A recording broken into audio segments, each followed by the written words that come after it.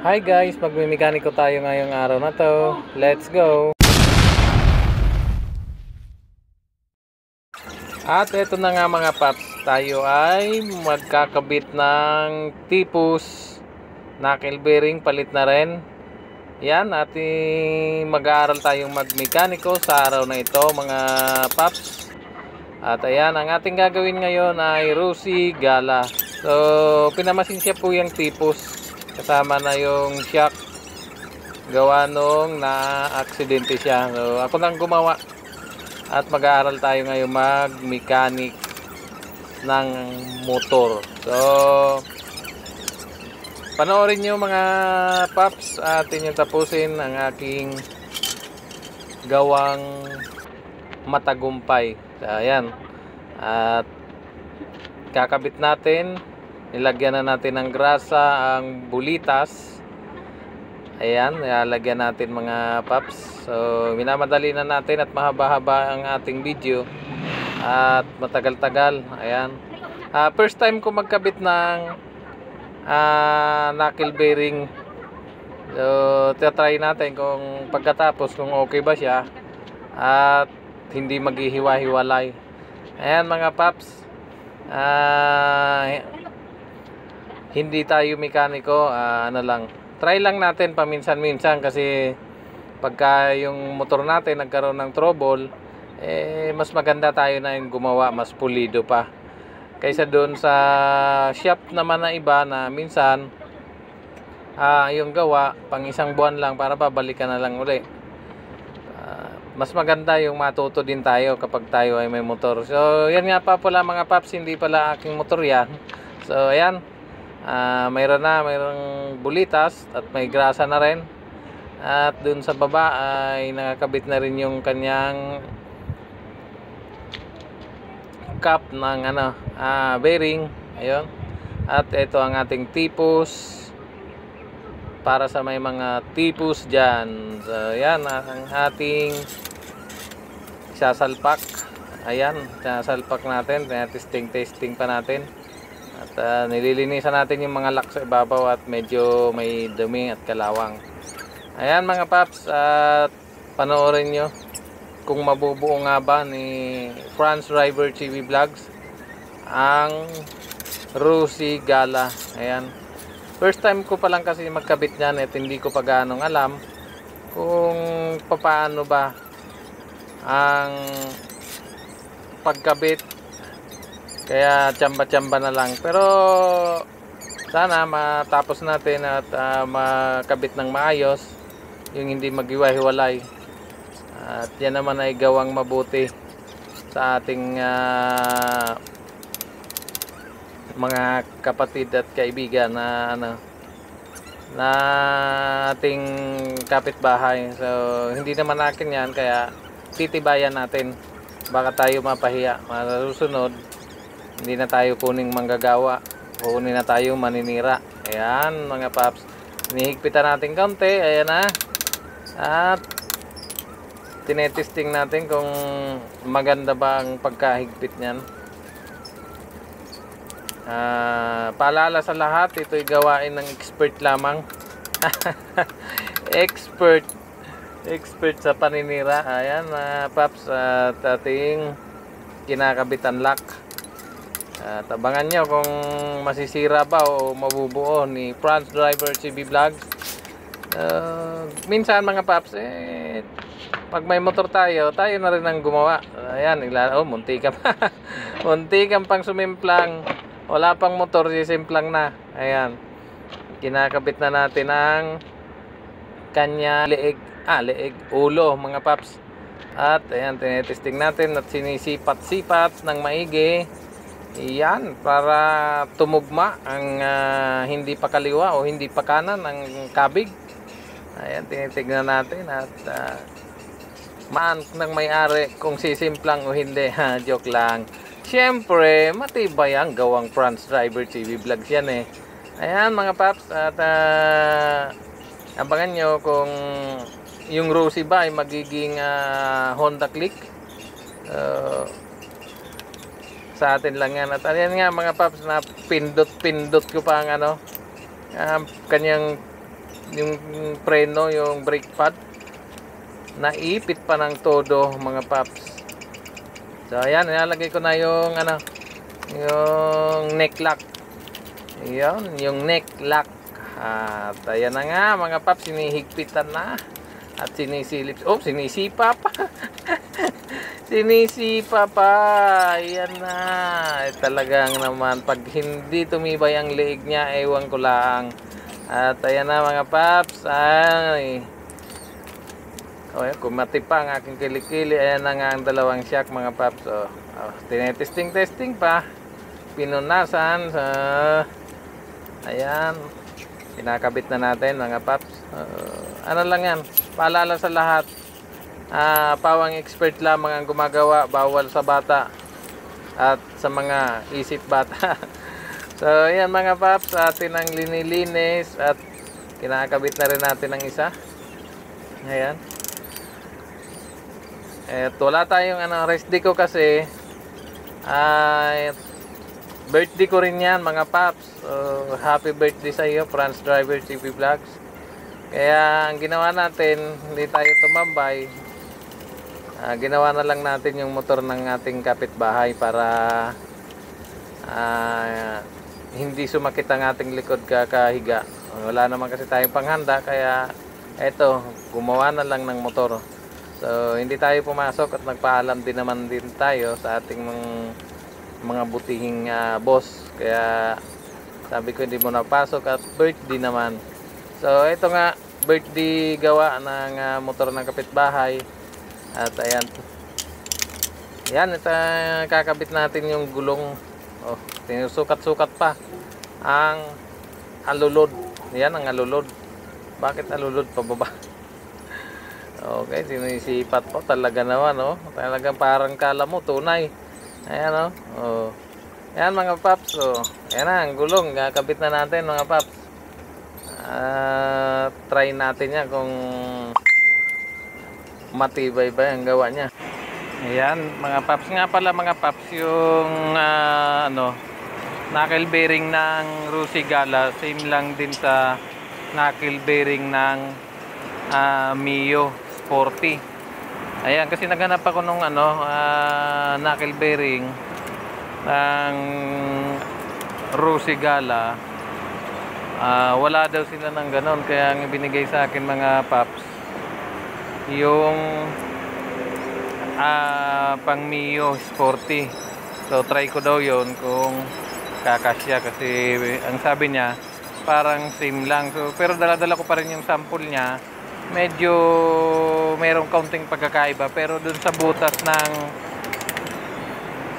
pagsusyutan, kasya naman mga paps. So ayan, para kung kayo ay maghahanap at walang maibigay na knuckle bearing ng Rusigala, so yun, pang Mio Sporty, kunin nyo mga paps, pwede yun. So yun nga mga paps, para may idea kayo kung ano yung pwede naka-spare ng knuckle bearings ng Rusigala. Yan mga paps, para hindi na kayo maghanap-hanap ng pang Rusigala talaga yung kanyang stock. Pero mas maganda mga paps, lagi nyong dalhin yung sample para maihalin tulad kung ano ang kakasya at kung anong kaparehas niya na pwede. At ayan, pinaikot na natin mga paps, at try natin maya lang. Higpitan muna natin itong kanyang mga kaso-kasuan. Ayan mga paps, testing natin kung tatakbo ba talaga. At yung brake pad, so na pihit ko, na pisil ko, kaya ayan, tumigas. So medyo blinid ko lang din ng kaunti para bumalik yung kanyang pagkabuka, para makasya doon sa disc brake. Kaya pagka magkakabit kayo niyan, iwasan yung mapindot. Pagkatanggal nyo, iwasan yung mapisil yung preno at pakahirap. Kailangan i-open mo muna yung yung drain ng brake fluid para siya ay bumalik sa pagkabuka. Sinisikwat ko kasi mga paps medyo mahirap. Ayan. So yan, ikakabit na natin mga paps. So, tanggalan natin sa pagka-tikom. Hindi lang pagmamaneho ang ating inaalam. So ito, pati pagmimekaniko, papasukin na natin. Baka sakali magkaroon tayo ng shop, motor shop. Ang pangalan ay France Drivers TV Shop, TV Shop, TV Vlog, Motorcycle Shop. Yun, coming soon, coming soon. At ito muna, papracticein muna natin ang paggawa, kung paano ba gawin yan. Gawa rin ng tao yan. So tao din naman tayo, hindi nga lang gwapo. Ayan. Pag-aralan naman natin. Naningi ko na yung susi mga paps. Try natin paandarin kung andar pa. Sabi naman ng may-ari na andar pa naman daw. Sabi ko sa kanila, kasi matagal-tagal siyang naka-stock, dapat paandar-andarin nila kahit wala yung kanyang mga galamay sa unahan. Tinatanong ko muna kung napaandar nila lagi. Napaandar naman daw last week. Yan, kaya pinadyakan ko muna mas maigi. Pagka matagal na hindi na paandar, padyakan nyo muna, huwag nyo muna susi, padyakan para yung langis niya sa loob, kung namuma, magro-rotate muna siya doon sa loob, yung kanyang mga kasu-kasuan sa loob, di malalagyan muna ng langis bago natin i-start.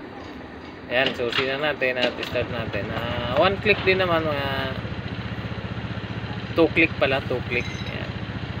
Dalawang padyak, umandar naman siya. Kaya testing natin kung pwede na ba yan. Birit natin mga paps. Tatry natin na patakbuhin kung hindi ba wala bang kabig, tsaka maganda na siya. Binubomba-bomba ko dahil yung na-drain ko ng kaunti yung kanyang preno sa unahan dahil nga kumipo. Testing na natin. Bye bye.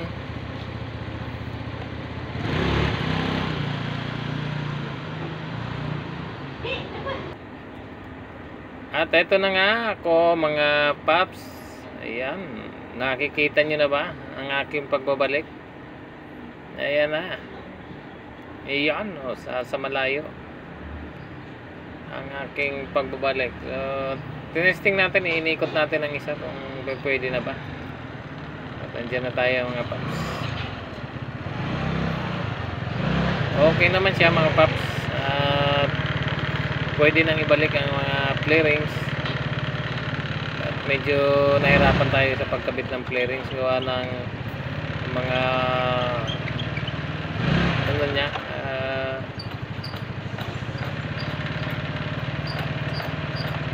ibang lock ay naglaglagan sa loob, kaya pabalik-balik ako. Yan, tinetesting ko nga maigi mga paps.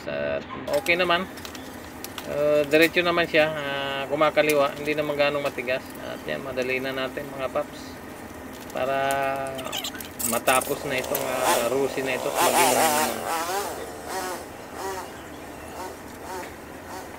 Honda Click na. Yan, tinesting pa talaga, talagang hindi talaga nagpaawa. Ayan na. Bye bye. Ayan na, saan na? Ayan, yan, nandiyan na siya. Ayan, madali na.